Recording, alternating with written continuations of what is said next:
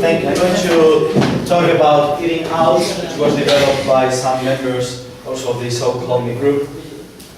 Eating out is not an app proper. It's not an app yet. One day we'd like it to become an app.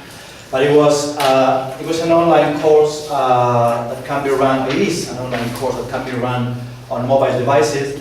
And the main problem when we wanted to turn it into an app is that right now it's too complex to turn it into an app. So it was not easy to do it in a short time span. So we have to work on that. But well, so the main difference with a real app is that you need to be a registered student of the course, because this is done on Moodle. This is done on Moodle as it is in my institution at the University of Avila. And the second main difference is that you have to be online. Okay, you cannot just download it and then be offline. Here you have like the this is the interface of the first page that the access page, where you see that there is an introduction, there is a listening comprehension, vocabulary, lexicogrammar, and then an overview, which is a bit more open-ended section. You have the learning goals here, and you have the notions of the functions. So the strongest point of this resource is, or we try to be, the solid pedagogy that a methodological background underlines the whole thing. You can see then, as I just told you, that we have all the learning goals specified there, and there is an evolution from the basic comprehension, vocabulary, and we'll see that there is explanation, and then there are activities, etc.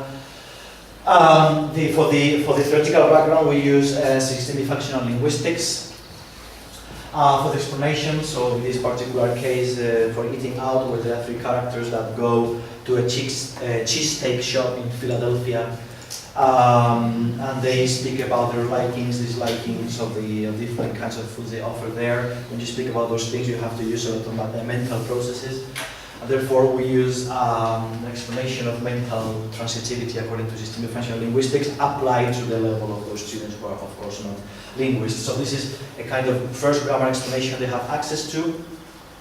This is just part of it, actually. Yeah, and then this is a more in-depth grammatical explanation that the students are asked to go through if they haven't been able to complete the grammar activities correctly, and the lexicogrammar activities correctly. But then, the second part of the they listen to the situation is the listening comprehension. Here we see that we have, so this is the actual activity and actual listening, and here we have some comprehension questions. If you get less than a number of answers right, they ask to do some other comprehension questions, and if they have more bonus, they have the script available. And then these are the kind of, this is a screenshot from the kind of activities they have for this. Then you have the vocabulary with the glossary, where they can glossary from the situation they listen to.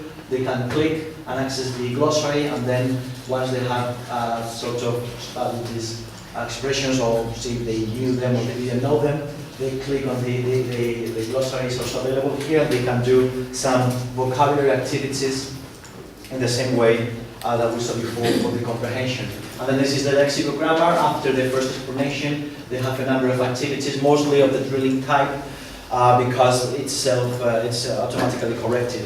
So that was the easiest part. Thank you.